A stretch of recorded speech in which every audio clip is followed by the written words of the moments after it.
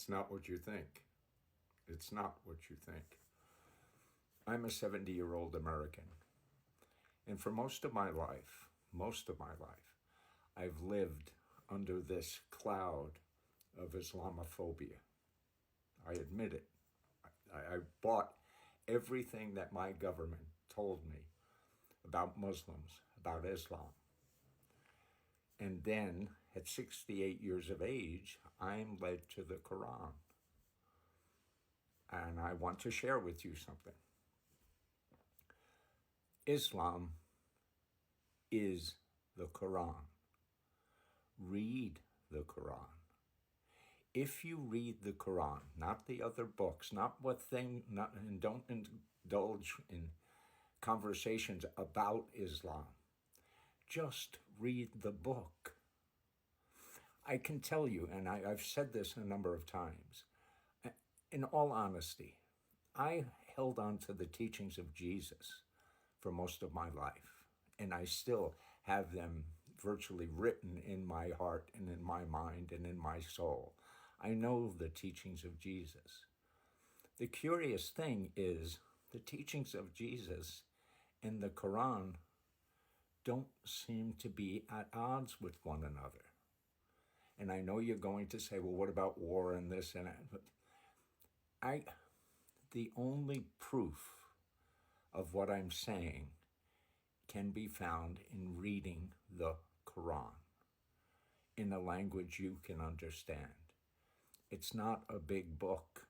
It isn't. Read the Quran.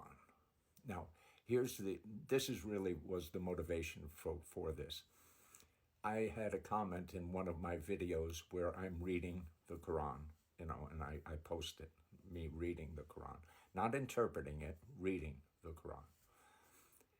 And I got a response from this fellow, I think it's a fellow, and I could tell in the response that he was very excited. He says, I can't believe this, that he found me reading it.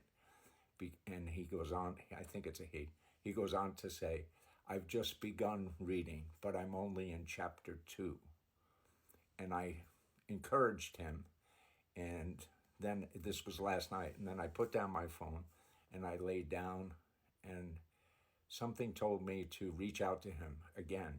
So I got up, and what I said to him is what I would say to you. In reading the Quran, you will find that chapter 2, for example, is the largest chapter and may present itself as a bit of a challenge to get through. And what I said to this fellow was, if he needs encouragement to go, there are 114 chapters, none of them as vast as chapter 2.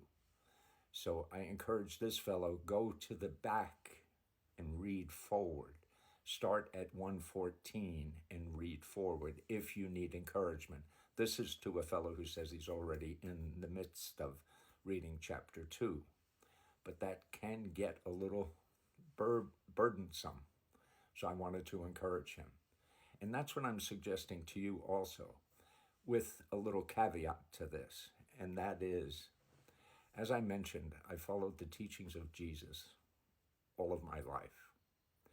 Do you know that when I was led to the Quran, and like this fellow, I began in the beginning of the book, and I read the very first chapter, my heart was filled with joy because the very first chapter of the Quran, it's short, it's only 7 verses, it's very short, but the very first chapter, as I read it, I could see what Christians call the Lord's Prayer. It was right there. When Jesus' disciples asked him, they said, Lord, can you teach us to pray? And he goes on, this is in Matthew, I believe. He goes on and he says, don't be like the hypocrites and repetition and that, and do it. Go into your private place and ask God in secret. And what you ask God in secret, God will reward you openly, and pray in this manner. And then he gives what we Christians at the time, what we had been taught is the Lord's Prayer. The beautiful thing is that the sentiments of what Jesus says and how to pray to the Lord God Almighty is virtually the same sentiments. The words are a little different, but I'm telling you, if you know the prayer, Our Father who art in heaven, hallowed, you know that. If you read the first chapter of the Quran, you can't help but see that it is the same.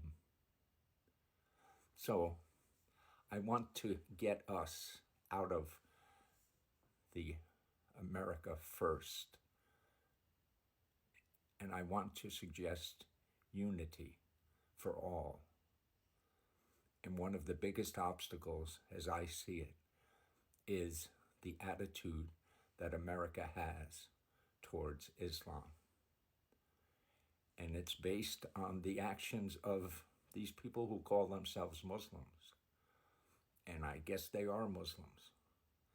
But the true Islam is found in the Quran. Do you know that the Quran says that Jews and Christians who believe in God, believe in Judgment Day, and do good shall have their reward with their Lord, and they shall not fear nor grieve? Tell me, does that sound like anything you've been raised with about what Islam is? Please try reading the book. I think it'll help you get over this Islamophobic, or get through this Islamophobic cloud that America has been under for my whole life. I'm 70. I wish you well. Peace.